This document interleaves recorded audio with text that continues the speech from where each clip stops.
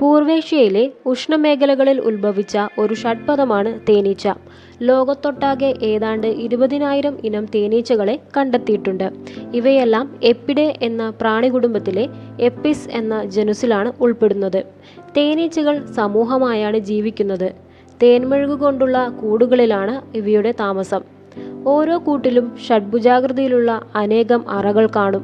മരക്കൊമ്പുകളിലും മരപ്പൊത്തുകളിലും കല്ലിടുക്കുകളിലും കെട്ടിടങ്ങളുടെ ഭിത്തികളിലും സൺഷെയ്ഡുകളിലും മതിലുകളുടെയും പാറകളുടെയും വിടവുകളിലൊക്കെയുമാണ് ഇവ കൂടുണ്ടാക്കുന്നത്.